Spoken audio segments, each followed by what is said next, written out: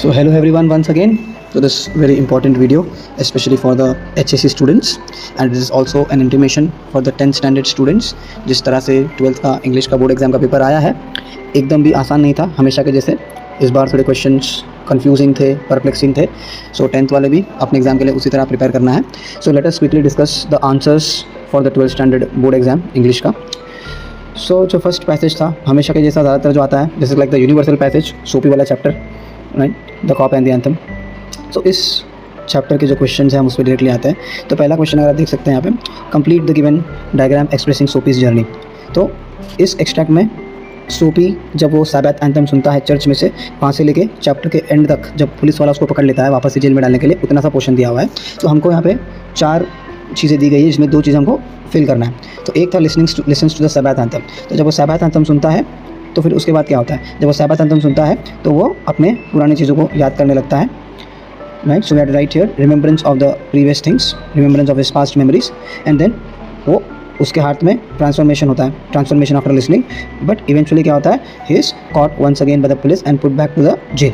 ये वाला सेक्शन है, राइट. 3 months उसको फिर से पुलिस कोर्ट जेल में डाल देता है. सो क्या क्या चीज़ें लिखनी थी हमको इसमें, इस जगह पर ही रेमिनिसेस या recalls his past memories, and then यहाँ पे transformation after listening, and then eventually यहाँ पर put back to jail once again. Okay, तो ये इसके आंसर्स थे इसमें, आपको 2 मार्क पूरे इसमें मिल जाते थे. एंड देन नेक्स्ट क्वेश्चन ये वाला, उसका अर्लियर लाइफ कैसा था, प्रेजेंट लाइफ कैसा था. So when we were discussing this chapter में आपको बोला था कि ये क्वेश्चन एक्सपेक्टेड है, राइट. उसके अर्लियर लाइफ में कैसे थे, प्रेजेंट लाइफ में कैसे थे. सो अर्लियर लाइफ में यहाँ पे एक दिया है एम्बिशंस, राइट. एम्बिशंस के अलावा फिर हमको 2 लिखना है, roses, mother's love, respectable life. अगर आप देखोगे यहाँ पे पैसेज में आंसर दिया हुआ है, yes. So इस पोर्शन में इसके answer things as mothers and roses. he had a mother, he had a loving caring family, he had ambitions, he had friends, he has clear immaculate यानी कि clear thoughts and colors. तो ये सब जो था वो आने वाला था in the earlier stage of life में, इस वाले बॉक्स में. एंड प्रेजेंट सिचुएशन का कैसा हो गया था, प्रेजेंट सिचुएशन यहाँ पे दिया हुआ है. अब उसका प्रेजेंट सिचुएशन कैसा है, degraded days, unworthy desires, dead hopes, bracket faculties, base motives. तो इसमें से कोई भी हम उस आंसर्स में हम यहाँ पर लिख सकते थे. तो उसमें पहले तो क्वेश्चन तो एकदम आसान थे, राइट. सो एक्चुअली पेपर एकदम भी ज़्यादा डिफिकल्ट नहीं था, दोज वर वेल प्रिपेयर्ड, उनके लिए इतना ज़्यादा डिफिकल्ट था नहीं. And then the third one, effects of, third question discuss करेंगे, effects of organ notes on Soapy. तो जब effects of organ notes on Soapy, जब सोपी ने ऑर्गन के नोट्स को सुनना शुरू किया तो क्या हुआ, राइट. तो सबसे पहले उसको अपने पुराने मेमोरीज याद आए, right. Remembrance of post memories. तो मैं आंसर लिख नहीं रहा हूँ, आप लोग सिर्फ ध्यान दीजिएगा. रिमेम्बरेंस ऑफ पोस्ट मेमोरीज यहाँ पे आ जाएगा, राइट. एंड देन दूसरे वाले में जब उसने अपना पास्ट मेमोरीज याद किया तो उसने कसम खाया कि मैं सुधर जाऊंगा, तो उसमें ट्रांसफॉर्मेशन हुआ, राइट. सो आफ्टर ट्रांसफॉर्मेशन उसने बोला कि मैं फिर से एक अच्छा इंसान बनूंगा, मैं जॉब वगैरह के लिए जाऊंगा, राइट. वो बता. And then finally he thought to become a man once again, वो वापस से फिर से एक रिस्पॉन्सिबल बंदा बनेगा, right. So let us once again discuss all those 4 answers. उसमें क्या क्या आएगा, राइट. सो सबसे पहले जब उसने सुना effects of organs notes on सोपी, he was very much attracted to the notes. उसको एकदम जाके ग्लू हो गया उस attracted to the notes, and then recall of past memories, and then उसने सोचा मैं अपने आप को बदलूंगा, ट्रांसफॉर्म करूंगा. एंड देन लास्ट वाले में आएगा that he decided to take the job of a driver. वो जो फॉर एक्सपोर्टर था उसका ड्राइवर का जॉब लेगा और अपने आप को फिर से एक रिस्पॉन्सिबल मैन बनाएगा, राइट. सो A1 A2 A3 बहुत ईजी थे, इसमें हमको कुछ प्रॉब्लम होना तो नहीं चाहिए था. अगर कुछ प्रॉब्लम होने वाला होगा तो प्रॉब्ली फर्स्ट क्वेश्चन में, बट वो भी उतना ज़्यादा डिफिकल्ट नहीं था. So let's move ahead now. Sorry, do as that. Grammar के पढ़िएगा. अच्छी बात इस क्वेश्चन में ये था कि ग्रामर सारा बहुत सारा एकदम आसान था. A fur importer had offered him a place as a driver. आपको बोला है कि choose the correct alternative and guess past continuous tense. अब ऑब्वियसली बेटा कंटिन्यूअस है तो वर्ब में आईएनजी होगा और पास्ट मतलब वाज या वर होगा, तो आंसर एकदम आसान है. Option number C is the answer, was offering him a place as for driver. तो एकदम आसान सा ग्रामर वाला क्वेश्चन था ये. लेट्स आगे बढ़ते हैं अभी नेक्स्ट क्वेश्चन के लिए. 2, he would be somebody in the world. Choose the correct alternative from the given sentence showing certainty. Certainty मतलब पक्का, है ना, डेफिनेटली कोई चीज़ जो होने वाली है. So obviously the answer here is option number B, he will be somebody in the world. वो पक्का कुछ ना कुछ बनकर दिखाएगा. The correct answer is option number B, he will be somebody in the world. Okay, so this is the answer for that. So let's move on to the next one which is vocabulary. Find the antonyms of the following words from the extract. So defeat का answer हो जाएगा DPC. यहाँ पे defeat का antonym, there was time he was young, he would ambitious and yes conquer. यहाँ पे he would conquer, है ना, जीत हासिल करना. So conquer is the answer for defeat antonym. And उसके बाद जो वर्ड था मूविंग का ऑपोजिट इज स्टैंड स्टिल है ना, तो स्टेशनरी है स्टैंड स्टिल, यहाँ पे स्टैंड स्टिल दिया हुआ है, उसका आंसर है. Let's move ahead quickly to the next question. Okay, language study. Jitish is one of the best football players in the college. तो ये डिग्री ऑफ कंपैरिजन का क्वेश्चन था. डिग्री ऑफ कंपैरिजन के लिए भी इमीडिएटली वीडियो आएगा कल तक शायद. So Jitesh is one of the best football players in the college. Football players जो सेकंड नाउन है वो है प्लूरल, तो आंसर में हमारा वेरी फ्यू आएगा. सो नो अदर हट गया, वेरी फ्यू हमारे आंसर्स में आ सकता है. Very few football players in the college are as better as, तो कभी भी आर बेटर एज तो नहीं आएगा, एज गुड एज आना चाहिए. So the correct answer is option number D. Very few football players in the college are as good as Jitesh. Okay, तो मैं डिग्री ऑफ कंपैरिजन का वीडियो इसके बाद, इस वीडियो के बाद नेक्स्ट वीडियो वही आने वाला है, तो आप लोग प्लीज़ उस पर भी ध्यान दीजिएगा. So next question is no sooner does. ये नो सूनर का हमने प्रैक्टिस किया था, तो एकदम सिंपल है बेटा. इसका आंसर जब डज होता है तो वर्ब में एस लगता है. सो हैड तो आएगा नहीं क्योंकि question is simple present tense. Have भी नहीं आएगा, एंटर्स राइट. सो और इसमें तो विल हैव फ्यूचर से नहीं आएगा. C is the correct answer. As soon as Rohit Sharma enters the ground he gets a form welcome. तो उसका आंसर है. And then Swarali said to her mother did you like my sketch. Very simple, ये आपको indirect stitch करना है. हमने आपको already बताया था जब भी क्वेश्चन में डिड होता है तो आंसर में हैड आता है. सो हैड वाला ऑप्शन कहाँ पर है हमारे पास? हैड वाला ऑप्शन है यहाँ पे नहीं है, यहाँ पे भी नहीं है, यहाँ पे भी नहीं है. So D is the correct answer. एकदम आसान था ग्रामर. अगर हमको कंसेप्ट भी पता होगा तो भी ठीक है, ट्रिक्स भी पता होगा तो भी हम लोग आसानी से आंसर ढूंढ सकते हैं. And then next question was we did not attended the party last night. Error ढूंढना है. The error is attended and answer में आ जाएगा अटेंड प्रेजेंट टेंस. जब भी डिड होता है तो उसके बाद आंसर में प्रेजेंट टेंस आता है verb. Okay, so very simple. Let's move ahead to the next question now.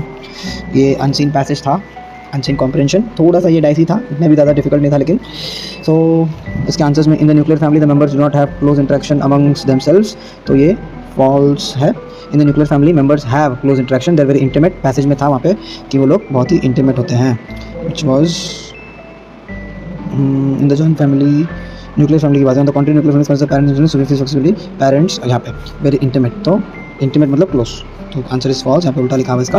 Do not have close relationship whereas it is intimate. तो हमको करेक्ट द फॉल्स स्टेटमेंट भी बोला गया है. करेक्ट द फॉल्स स्टेटमेंट करना है तो हमको यहाँ पे लिखना पड़ेगा in nuclear family they have a very intimate relationship. Then there are more conflicts and misunderstandings among family members in joint family. There are more conflicts. तो ये भी false है क्योंकि more conflicts नहीं होता है joint family में. आप लिखा कि sometimes कहाँ गया? Yes, बट समटाइम्स, यहाँ पर ये वाला जो लाइन है but sometimes there can be conflict. So sometimes extract में दिया गया है जबकि क्वेश्चन में बोला है कि मोर. सो इसलिए ये फॉल्स है. तो हमको करेक्ट स्टेटमेंट लिखना था sometimes there are conflicts. And then C वाला flexibility of the parents has worst effect in children to make adjustments in nuclear family. तो इसका आंसर ट्रू है. This is the true answer. तो हमको इसको करेक्ट करने की जरूरत नहीं है. True answer. एंड देन क्योंकि इसमें लिया है देखो जो न्यूक्लियर फैमिली वाले में है मेंशन कि एडजस्टमेंट करने में प्रॉब्लम होता है बच्चों को न्यूक्लियर फैमिली में क्योंकि माँ बाप बहुत ज़्यादा फ्लेक्सिबल हो जाता है उनको लेकर के. And then the child's physical emotional and social development begins in school. तो इसका आंसर इज फॉल्स. इसका डायरेक्ट रेफरेंस पैसेज में नहीं है लेकिन हमको पता चलता है from the context of this. जो एक्सपर्ट है what was her name, the lady expert, हाँ या डियाना बाउम्ब्रेंट्स के हिसाब से जो प्री स्कूल चिल्ड्रन है उनके जो टाइम है प्री स्कूल बच्चों का जो एज होता है तब से उनका डेवलपमेंट शुरू हो जाता है बच्चों में. तो ये सेंटेंस हमको लिखना था इसमें कि नहीं बाबा अकॉर्डिंग टू दैट एक्सपर्ट बच्चे जो है वो प्री स्कूल से ही ये सब चीज़ें डेवलप करना स्टार्ट कर देते हैं, physical emotional and social developments. Okay, then pick out the sentence next the strict behaviour of parents affecting the children. तो ये सब बहुत ही सिंपल क्वेश्चंस थे, तो इसके मैं सॉल्यूशंस आपको नहीं बता रहा हूँ. पैसेज में एकदम स्ट्रेट फॉरवर्ड थे. In nuclear family children become demanding and selfish because इन दोनों के भी आंसर्स एकदम सिंपल थे. फिर भी मैं फटाक से इन दोनों का आंसर बता देता हूँ. In nuclear family children become demanding and selfish. Nuclear family में वो डिमांडिंग और सेल्फिश क्यों हो जाते हैं?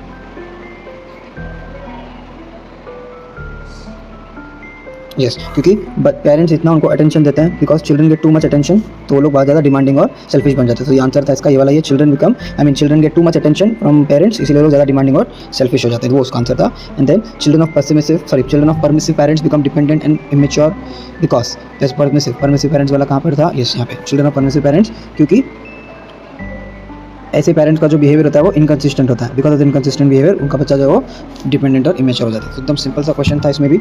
Let's move on to the next question A4. तो ये पर्सनल रिस्पॉन्स था. Family plays an important role in developing your social behaviour. Obviously parents का जो आपका जो अपब्रिंगिंग होता है वो आपका फ्यूचर डिसाइड करता है, इसलिए फैमिली का जो सपोर्ट है, उनका जो इमोशनल बैकिंग है, उनका जो गाइडेंस है, एक्सपीरियंस है, वो सब आपको एक अच्छा बेटर इंडिविजुअल बनाता है, ह्यूमन बीइंग बनाता है. तो वो आंसर में आ जाएगा. And then do has directed children do not get complete attention from their parents. Passive voice था right. So do not is simple present tense, तो हमको आंसर में भी सिंपल प्रेजेंट टेंस ही आएगा.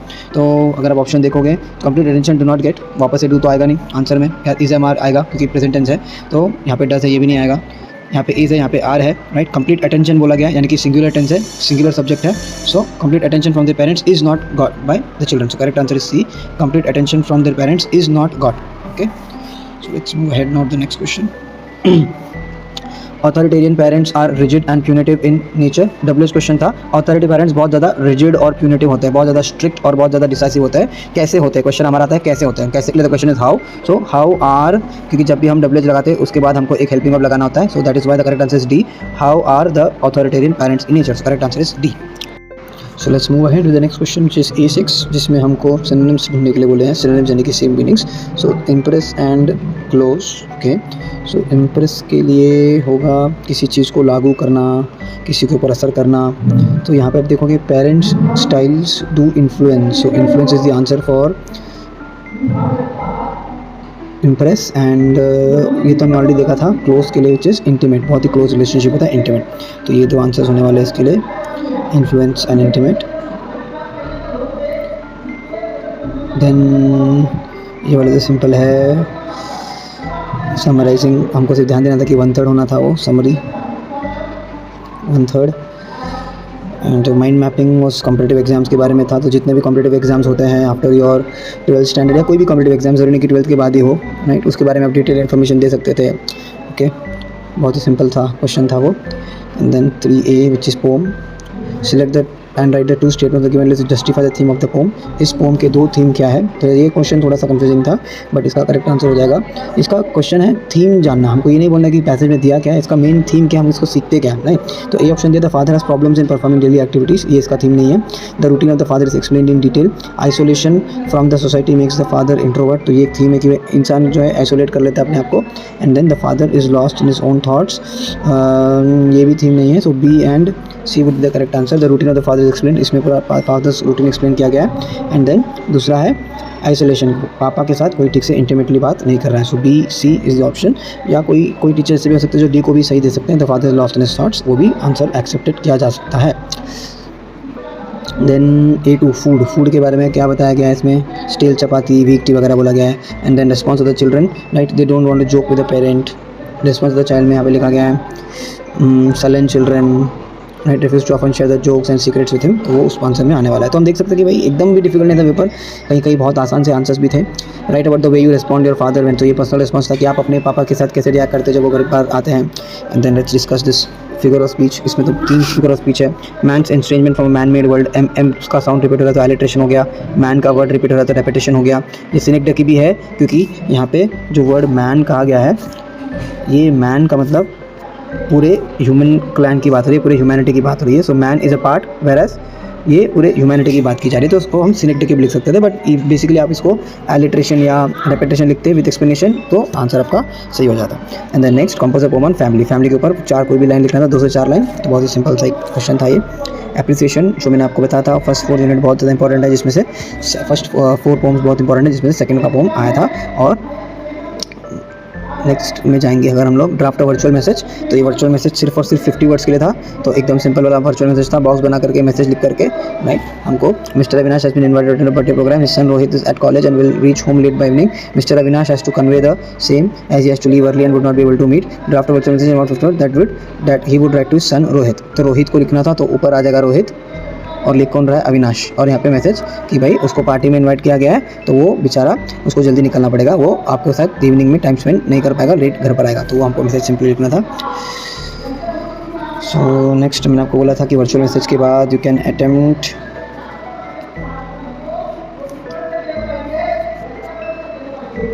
The next question as interview. तो interview था ideal teacher के लिए, तो बहुत ही सिंपल सा क्वेश्चन था, हमने क्वेश्चंस कैसे बना डिस्कस किए ऑलरेडी। एंड देन जो थर्ड वाला था उसमें था आपको स्पीच लिखना, मेकिंग वेकेशन मीनिंगफुल, तो वेकेशन को मीनिंगफुल कैसे बना सकते हैं, by indulging yourself into learning, into personality development, improving your communication skills वगैरह वगैरह, वो सब चीज़ें इसमें आ सकती थी। एंड डी वाला रिव्यू या फिर अपील, तो इसमें अपील वाला बहुत ईजी था, रिव्यू भी कर सकते थे बट वो वाइल्ड लाइफ के ऊपर था, वाइल्ड लाइफ के ऊपर डॉक्यूमेंट्री, तो थोड़ा सा इस बार थोड़ा हटके टॉपिक आया हुआ है। जबकि appeal from smartphones to smart habits, इसमें बहुत सारे पॉइंट्स भी आपको दिए हुए थे, इसमें से आप आराम से पॉइंट बना के लिख सकते थे। And then moving ahead the last portion of our paper solving, तो मैच द कॉलम नॉवल 1 का dominant literary genre is novel, तो ये पहले का आंसर है novel. History of novel about 2000 years, lady Murasaki Shikibu world's first novelist, and modern topics 20th century, तो ये 4 उसके आंसर है।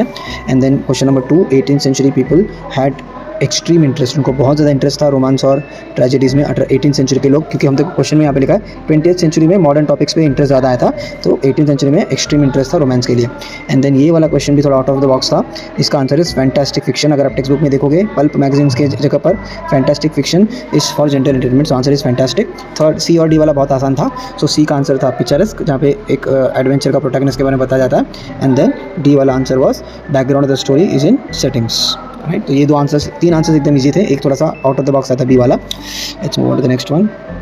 अब जो आगे के नॉवेल्स होते हैं 2, 3 एंड 4, उसमें हमको उतने ही लिखने होते हैं जितने ज़रूरी है, जितने पूछे गए, राइट। तो जो बी का फर्स्ट है, right the character sketch of mister Florian. Mister Florian कौन है? मिस्टर फ्लोरियन क्वींसलैंड स्कूल का जो प्रिंसिपल था।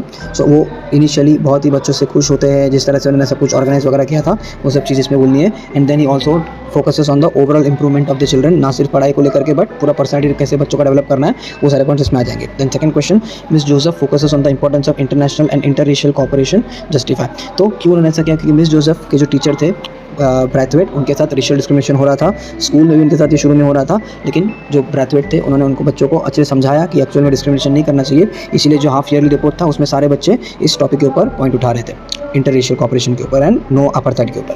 देन सी जो थर्ड नॉवेल, उसका पहला question, Passepartout blamed himself for his master's misfortune. ये हमने बहुत बार डिस्कस किया हुआ आंसर है। पासपोर्टू जिसको पता था कि जो डिटेक्टिव फिक्स है उसका पीछा कर रहा है, बट उसने इस बात को इसको बताया नहीं था फिलियास फॉक को, जिस वजह से इवेंचुअली लंदन में उसको जेल में डालना पड़ा और उसका ऑलमोस्ट बेट हारने के जैसा सिचुएशन आ गया था लंदन में। Second question, describe winning heart over money as the central idea of the novel around the world. तो आप देख सकते हैं इसमें ये जो फिलियास फॉक था उसने अपना जितना पैसा था वो सब लगा दिया था बेट जीतने के लिए। क्यों? क्योंकि उसको पैसे का उतना इंपॉर्टेंस नहीं था, उसको था कि हमारा जो उसका जो सेल्फ एस्टीम है, उसका जो डिग्निटी है, सेल्फ रिस्पेक्ट है, उसको बचा के रखना, और इवेंचुअली जो था उसको औला के साथ में शादी भी करनी थी, तो इसलिए यहाँ पे उसने पैसे पे ज़्यादा ध्यान नहीं दिया, जबकि अपना सेल्फ रिस्पेक्ट और अपना प्यार बचाने के लिए उसने कोशिश किया। देन जो फोर्थ नॉवल है D, around the world in 80 days के बाद जो डी वाला नॉवल आता है साइन ऑफ 4, उसमें according to Miss Morstan her case was not a singular case explain. अब ये सिंगुलर केस का मतलब स्ट्रेट फॉरवर्ड केस, तो मिस मॉर्स्टन के हिसाब से स्ट्रेट फॉरवर्ड केस नहीं था, जबकि जो शेरलॉक होम्स था उसके हिसाब से स्ट्रेट फॉरवर्ड केस था। लेकिन हमको ये बताना कि मिस मॉर्स्टन के हिसाब से स्ट्रेट फॉरवर्ड केस नहीं था, क्योंकि ये बहुत ही ज़्यादा कॉम्प्लेक्स और बहुत ही ज़्यादा डिटेल्ड में कंफ्यूजिंग केस था, क्योंकि पापा उसके गायब हो गए हैं, पर्ल मिल रहा है, लेटर आ रहा है, किसने लिखा है लेटर पता नहीं, तो ये सब चीज़ जानना था। So it was not a singular case at all, it was a very complex and a very confusing in depth case था। तो ये हमारा पॉइंट में आने वाला है इस आंसर में। And then finally, although Holmes appeared reserved, he worked on the case during their journey. तो जब वो लोग उस जर्नी के लिए मतलब लीसियम थिएटर का जर्नी कर रहे थे, तो होम्स शांत बैठा था, बट उसका जो दिमाग था वो सब उस रास्ते को देख रहा था कि अब कौन सा राइट है, कौन सा लेफ्ट है, क्योंकि वो जो रास्ता था बहुत ही डल और बहुत ही ड्रैप था, तो इसलिए उसका भले वो कंपोज लग रहा था, रिजर्व यानी कि कंपोज लगना, काम लगना, बट उसका पूरा ध्यान उस जर्नी की तरफ था। तो इस तरह से बहुत ही एकदम सिंपल पेपर भी नहीं कह सकते इसको, बहुत डिफिकल्ट भी नहीं कर सकते, it was like a mediocre paper. और अगेन 10th स्टैंडर्ड के बच्चों को थोड़ा ध्यान देना पड़ेगा।